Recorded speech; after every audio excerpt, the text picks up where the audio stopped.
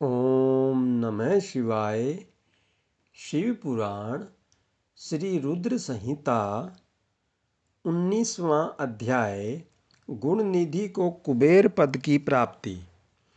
नारद जी ने प्रश्न किया, हे ब्रह्मा जी, अब आप मुझे यह बताइए कि गुण निधि जैसे महापापी मनुष्य को भगवान शिव द्वारा कुबेर पद क्यों और कैसे प्रदान किया गया। हे प्रभु, कृपा कर इस कथा को भी बताइए। ब्रह्मा जी बोले, नारद, शिवलोक में सारे दिव्य भोगों का उपभोग तथा उमा महेश्वर का सेवन कर वह अगले जन्म में कलिंग के राजा अरिंदम का पुत्र हुआ। उसका नाम दम था। बालक दम की भगवान शिव में असीम भक्ति थी। वह सदैव शिवजी की सेवा में लगा रहता था। वह अन्य बालकों के साथ मिलकर शिव भजन करता। युवा होने पर उसके पिता अरिंदम की मृत्यु के पश्चात दम को राज सिंहासन पर बैठाया गया। राजा दम सब ओर शिव धर्म का प्रचार और प्रसार करने लगे। वे सभी शिवालयों में दीप दान करते थे। उनकी शिवजी में अनन्य भक्ति थी। उन्होंने अपने राज्य में रहने वाले सभी ग्रामाध्यक्षों को यह आज्ञा दी थी कि शिव मंदिर में दीपदान करना सबके लिए अनिवार्य है। अपने गांव के आसपास जितने शिवालय हैं वहां सदा दीप जलाना चाहिए। राजा दम ने आजीवन शिव धर्म का पालन किया। इस तरह वे बड़े धर्मात्मा कहलाए। उन्होंने शिवालयों में बहुत से दीप जलवाए। इसके फलस्वरूप वे दीपों की प्रभा के आश्रय हो मृत्यु प्रांत अलकापुरी के स्वामी बने। ब्रह्मा जी बोले, हे नारद, भगवान शिव का पूजन व उपासना महान फल देने वाली है। दीक्षित के पुत्र गुणनिधि ने, जो पूर्ण अधर्मी था, भगवान शिव की कृपा पाकर दिक्पाल का पद पा लिया था। अब मैं तुम्हें उसकी भगवान शिव के साथ मित्रता के विषय में बताता हूँ। नारद, बहुत पहले की बात है। मेरे मानस पुत्र पुलत्स्य से विशर्वा का जन्म हुआ और विशर्वा के पुत्र कुबेर हुए। उन्होंने पूर्व काल में बहुत कठोर तप किया। उन्होंने विश्वकर्मा द्वारा रचित अलकापुरी का उपभोग किया। मेघवाहन कल्प के आरंभ होने पर वे कुबेर के रूप में घोर तप करने लगे।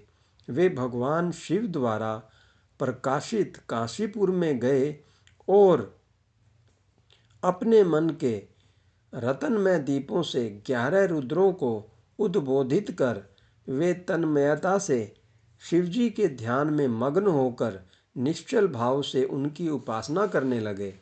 वहां उन्होंने शिवलिंग की प्रतिष्ठा की। उत्तम पुष्पों द्वारा शिवलिंग का पूजन किया। कुबेर पूरे मन से तप में लगे थे। उनके पूरे शरीर में केवल हड्डियों का ढांचा और चमड़ी ही बची थी। इस प्रकार उन्होंने 10,000 वर्षों तक तपस्या की। तत्पश्चात भगवान शिव अपनी दिव्य शक्ति उमा के भव्य रूप के साथ कुबेर के पास गए। अलकापति कुबेर मन को एकाग्र कर शिवलिंग के सामने तपस्या में लीन थे। भगवान शिव ने कहा, अलकापते, मैं तुम्हारी भक्ति और तपस्या से प्रसन्न हूँ। तुम मुझसे अपनी इच्छा अनुसार वर मांग सकते हो। यह सुनकर जैसे ही कुबेर ने आंखें खोली तो उन्हें अपने सामने भगवान नीलकंठ खड़े दिखाई दिए। उनका तेज सूर्य के समान था। उनके मस्तक पर चंद्रमा अपनी चांदनी बिखेर रहा था। उनके तेज से कुबेर की आंखें चौंधिया गई। तत्काल उन्होंने अपनी आंखें बंद कर ली। वे भगवान शिव से बोले, भगवान, मेरे नेत्रों को वह शक्ति दीजिए जिससे मैं आपके चरणारविंदों का दर्शन कर सकूं।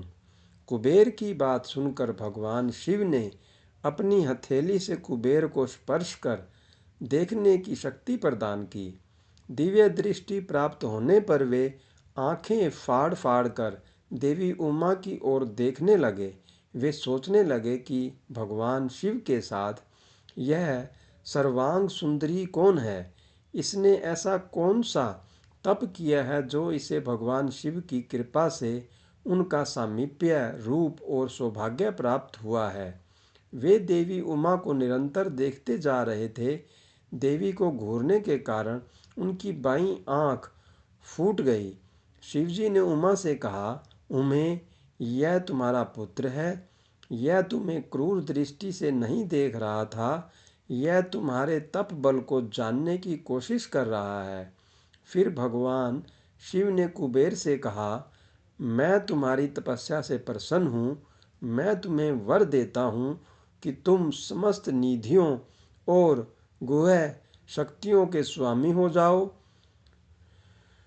सुव्रतों, यक्षों और किन्नरों के अधिपति होकर धन के दाता बनो।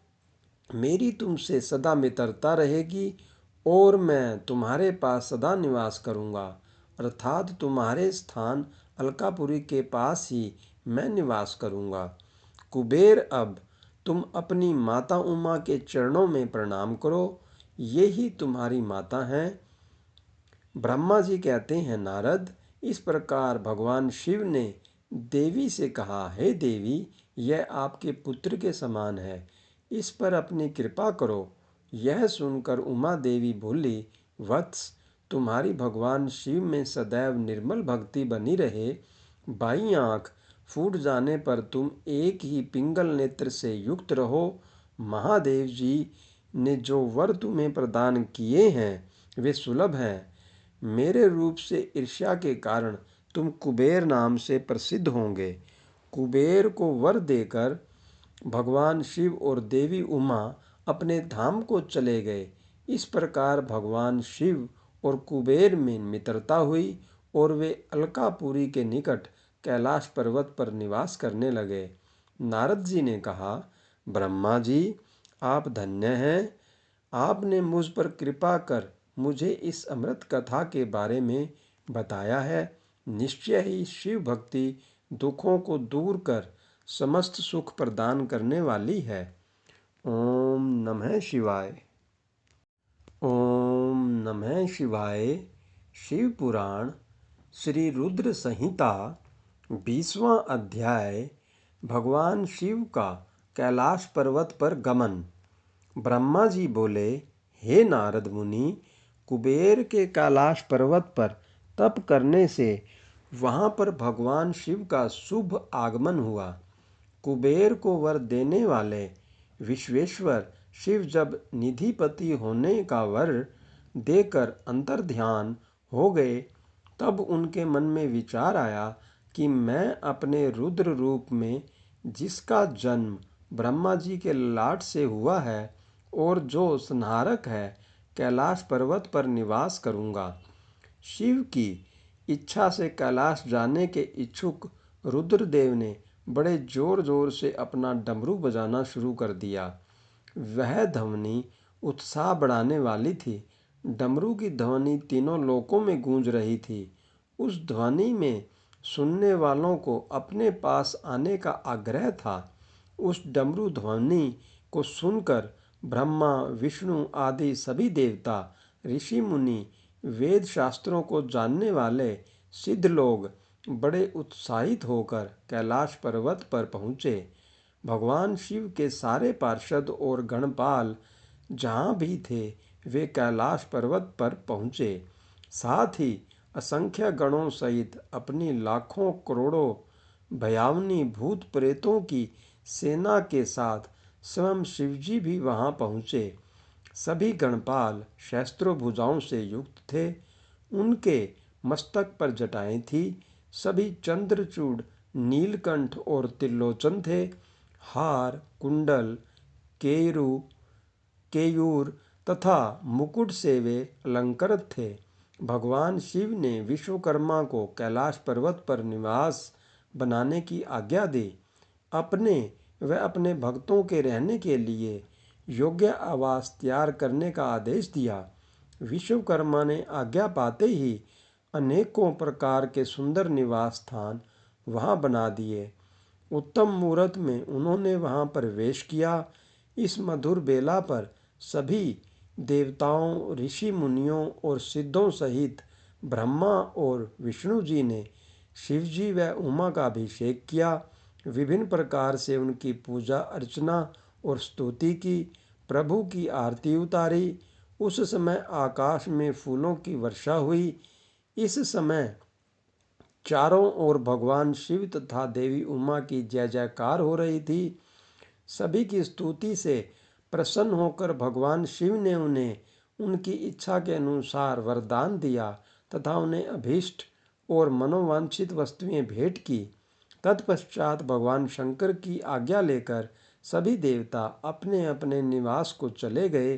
कुबेर भी भगवान शिव की आज्ञा पाकर अपने स्थान अलकापुरी को चले गए। तत्पश्चात भगवान शंभु वहाँ निवास करने लगे। वे योग साधना में लीन होकर ध्यान में मगन रहते। कुछ समय तक वहाँ अकेले निवास करने के बाद उन्होंने दक्ष कन्या देवी सती को पत्नी रूप में प्राप्त कर लिया। देव ऋषि अब रुद्र भगवान देवी सती के साथ वहाँ सुखपूर्वक विहार करने लगे। हे नारद, इस प्रकार मैंने तुम्हें भगवान शिव के रुद्र अवतार का वर्णन और उनके कैलाश पर आगमन की उत्तम कथा सुनाई है। तुम्हें शिवजी व कुबेर की मित्रता और भगवान शिव की विभिन्न लीलाओं के विषय में बताया है। उनकी भक्ति तीनों लोकों का सुख प्रदान करने वाली तथा मनोवांछित फलों को देने वाली है। इस लोक में ही नहीं परलोक में भी सद्गति प्राप्त होती है। इस कथा को जो भी मनुष्य एकाग्र होकर सुनता या पढ़ता है वह इस लोक में सुख और भोगों को पाकर मोक्ष को प्राप्त होता है। नारद जी ने ब्रह्मा जी का धन्यवाद किया और उनकी स्तुति की। वे बोले कि प्रभु, आपने मुझे इस अमृत कथा को सुनाया है। आप महाज्ञानी हैं। आप सभी की इच्छाओं को पूर्ण करते हैं। मैं आपका आभारी हूँ। शिव चरित्र जैसा श्रेष्ठ ज्ञान आपने मुझे दिया है। हे प्रभु, मैं आपको बारंबार नमन करता हूँ। ओम नमः शिवाय।